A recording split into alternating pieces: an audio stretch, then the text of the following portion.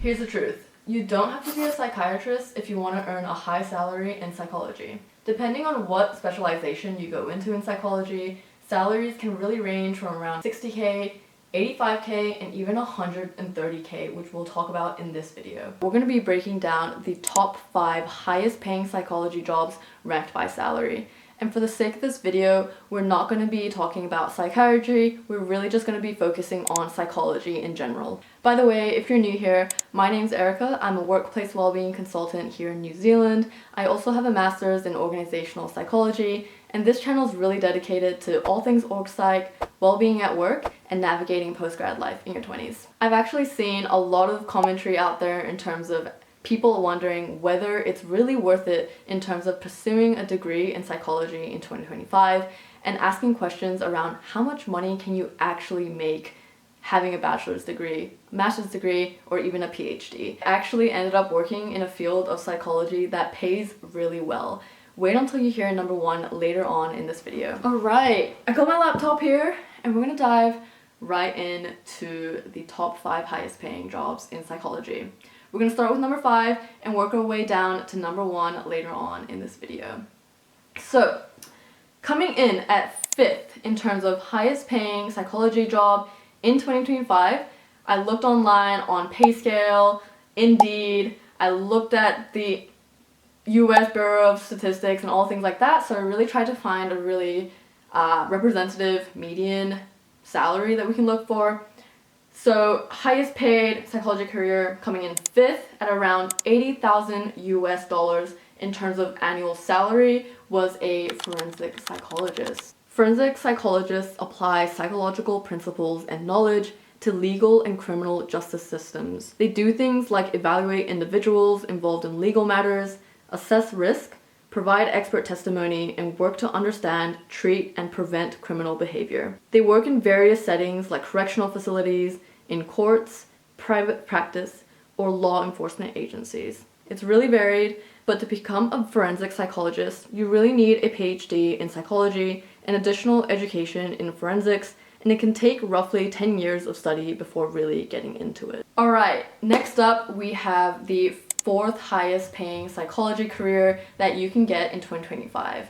And this is sitting at around $90,000 per year, and this was for engineering psychologists. I actually didn't know that they were called engineering psychologists, but instead they're often referred to human factors psychology or human factors engineering. Engineering psychologists specialize in exploring the interaction between humans and machines or technology.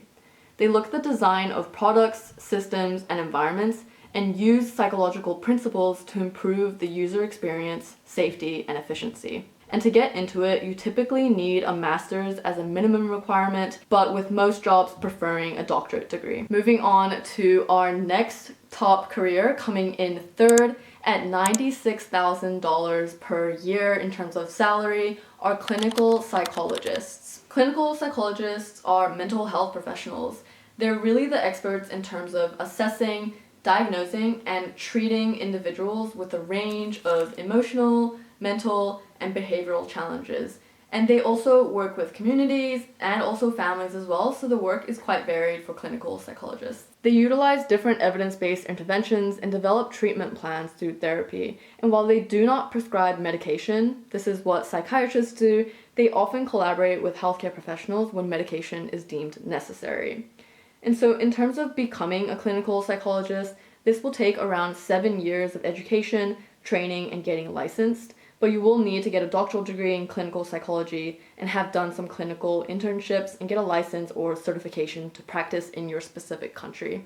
Alright, coming in 2nd in terms of the top highest paying psychology career at around $110,000 to $120,000 per year are neuropsychologists. As a neuropsychologist, this is really about studying the relationship between human behavior and the brain. These are professionals who have specialist knowledge in the assessment, diagnosis, treatment, and rehab of people who have cognitive or behavioral difficulties, which might be related to a brain injury or disease, for example, having traumatic brain injury or strokes. Again, you would need a doctoral degree in psychology with a specialization in neuropsych or clin neuropsych, along with supervised internship or training, and obtain a license as a psychologist. And finally, coming in at number 1 in terms of the highest paying psychology job in 2025, at around a median salary of $111,000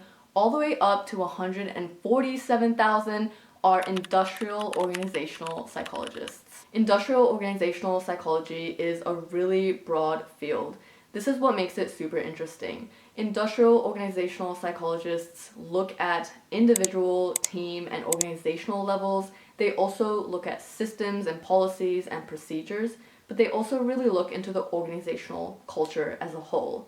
So really, you have a lot of different moving parts within an organization, but they use psychological principles and research to find evidence-based recommendations and ways in which they can really improve the work environment and the workplace in general. Organizational psychologists generally have varying goals depending on the organization that they work for.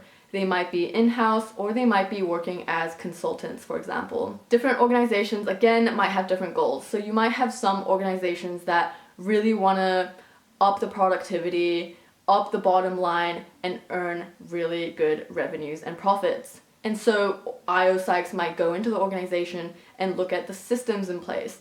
What are the inefficiencies within the workplace? Are there any bottlenecks? And they really look to develop solutions and trainings to get to that goal that the organization wants. Other organizations might really look to improve the employee well-being of their staff. And so this might look like developing a whole range of different interventions to support individuals to make sure they got the mental health support they need, but to really optimize the leadership in terms of the management style as well, to ensure that they understand the mental health of their employees and implement some policies that really support and ground all of that together. IO psychs work in various workplace settings. They might work for the military, they might work in the government, they might also be consultants for external companies. And so the work can be very varied as an IO psychologist. Some aspects of IO psych in terms of the work that you actually do might involve things like employee training and development, implementing employee assessments for interviews, really looking at personality assessments, leadership training, employee well-being, organizational development, improving the culture. It's super varied, super broad, really, really fun field to work in. In order to get into the field of IO psychology, the minimum requirement is to have a master's degree in industrial organizational psychology. Otherwise, a PhD might be preferred if you're really wanting to get into the research side of things or the statistics side of things as well. One really great benefit of IO psychs coming into the workplace and improving the systems, the culture, and the way that work is done essentially is that the return on investment for this can be huge for organizations. So we're looking at organizations that want to improve employee well-being, that really want to improve their performance as well. And so when IO psychs come in and improve these systems and processes in place and really turn the culture around, this can have some insane benefits for the organization as well as the employees. I do actually want to mention some recent research that was released from the New Zealand Economic Institute of Research, I believe, and they actually found some really interesting findings that I'm going to show right here. This study essentially found that when interventions were sort of based at the organizational level, so these were interventions that were preventative and proactive, this actually had an ROI of 5 to 1. Essentially, this ratio means that for every $1 spent on the organizational intervention, this actually had a $5 benefit for the organization in terms of improved performance, well-being, reduced absenteeism. So essentially, the organization is benefiting 5 times as much as what they're investing in terms of the organizational intervention. So not only is there an organizational incentive, but really IO psychs also improve the workplace experiences and mental health of employees and managers in the workplace. And honestly, that's what I really love about IO psych. If we really break it down, we're working for around a third of our lives, which is a bit of a tough pill to swallow if we think about it that way, But that's one of the reasons as to why we want to make workplaces healthy. We want to make workplaces a place where people can come to work and they don't feel worse off at the end of the day. It's even more beneficial if an employee can come to work and the workplace is so great that they make friends, they have good relationships, they have great development opportunities, they can learn and grow, and all the different benefits that come with having a really great workplace that's healthy, supports your well-being, supports work-life balance, and all that stuff. So honestly, I'm a huge advocate for organizational psychologists. They're doing some really great work in the field. Alright, so those were the top 5 highest paying jobs in psychology.